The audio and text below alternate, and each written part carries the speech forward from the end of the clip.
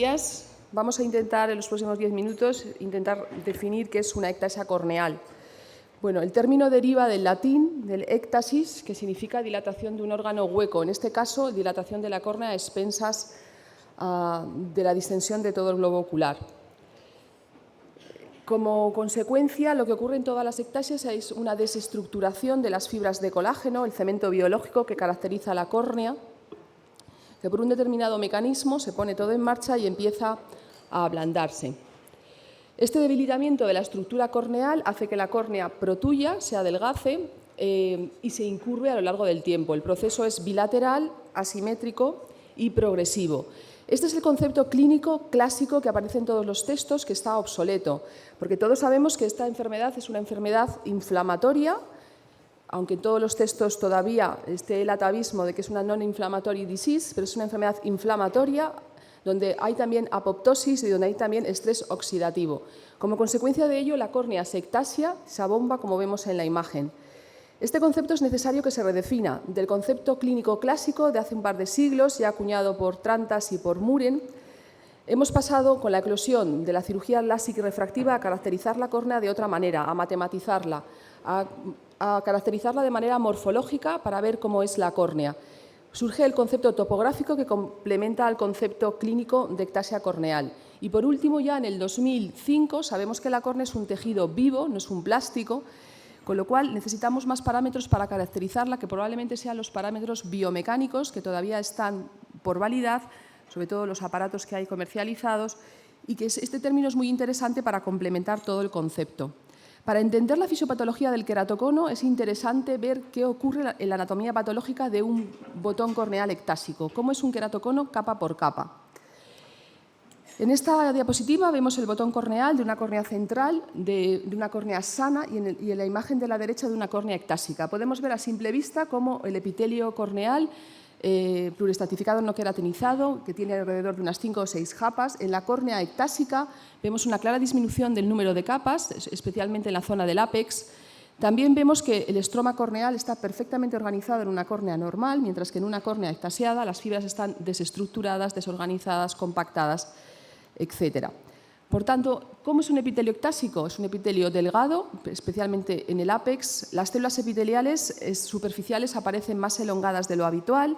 Hay muchos fenómenos apoptóticos y de estrés oxidativo, así como inflamatorios.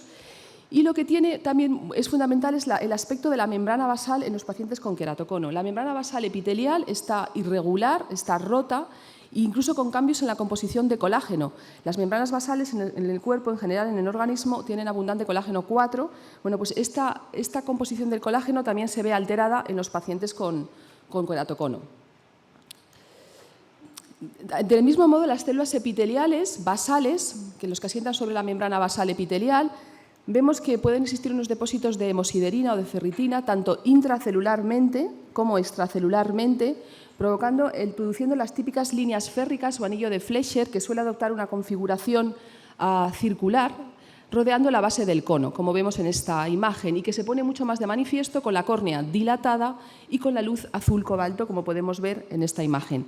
A veces las líneas férricas en las ectasias adoptan formas caprichosas, no necesariamente tienen que ser circulares, aunque lo más habitual en los pacientes con cono, que es la ectasia princeps, pues adoptan una forma circular.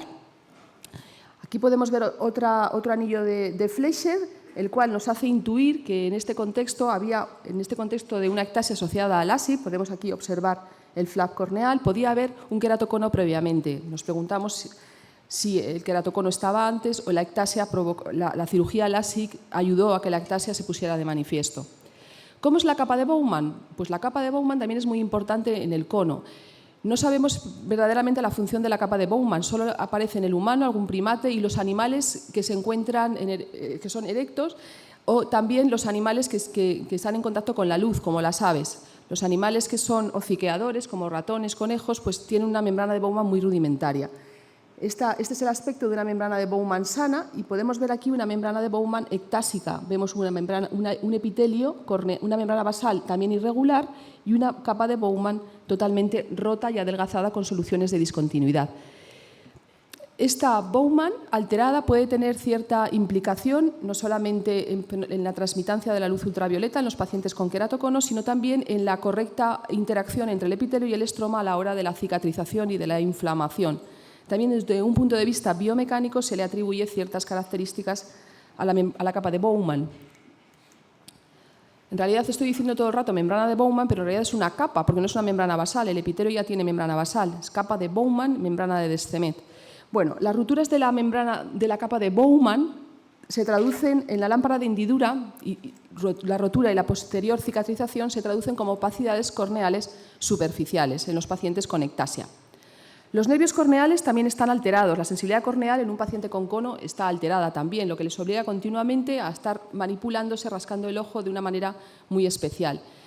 Característicamente son más visibles estas fibras amielínicas, están engrosadas, atraviesan también de manera distinta las zonas rotas de la capa de Bowman y de la membrana basal. Hay una disminución clara de la densidad del plexo subbasal corneal, entre otras alteraciones, como podemos ver aquí. Es un complemento más que ayuda al diagnóstico de ectasia.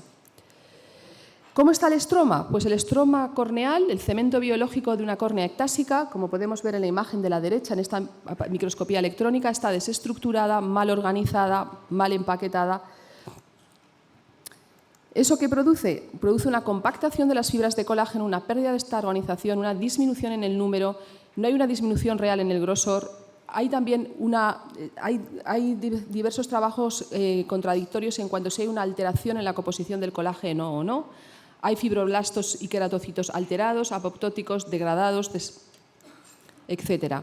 Por último, la membrana de Descemet, ¿cómo está en una córnea sana? Pues podemos ver que el perfil es totalmente plano, poco adherida al endotelio en condiciones habituales, y en una córnea ectásica, en la cual el ojo está sometido a una tensión tanto interna como externa mayor de la habitual, por el rascado externo, por ejemplo, la manipulación y por el proceso de abombamiento, vemos como la membrana de Descemet muy elástica se ondula, dando las típicas estrías de Bock, que inicialmente pueden desaparecer con la leve manipulación del ojo, y finalmente ya en cuadros más avanzados se instaura y este plegamiento no desaparece. Ya cuando hay un estímulo externo adecuado, como por ejemplo estar haciendo deporte o que un paciente esté en un momento determinado desmaquillándose, la membrana de Descemet puede romperse y producir el típico cuadro de hidropesía corneal, como vemos en la imagen. Este es un paciente con síndrome de Down, donde podemos ver un cuadro bilateral por frotamiento de ectasia corneal.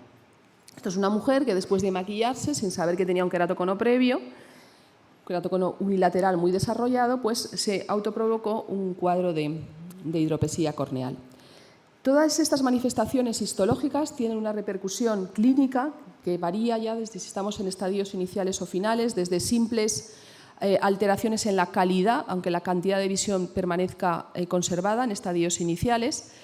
A veces el paciente pulula de un oftalmólogo a otro o de un optometrista a otro intentándose graduar y no lo consigue, cambia de gafas debido a la inestabilidad corneal que provoca una inestabilidad refractiva y una inestabilidad visual.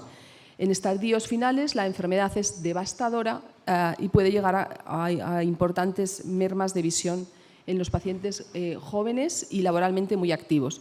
En cuanto al diagnóstico diferencial, no me voy a extender, simplemente que la primera causa, la ectasia más frecuente es el cono, pero tenemos que tener en cuenta otras ectasias que están dentro del mismo grupo o tienen mecanismos etiopatogénicos bastante comunes, como el queratotoro o degeneración marginal pelúcida, la ectasia asociada al ASIC también estaría en este grupo, y también el queratoglobo o la ectasia global, que es una entidad muy rara.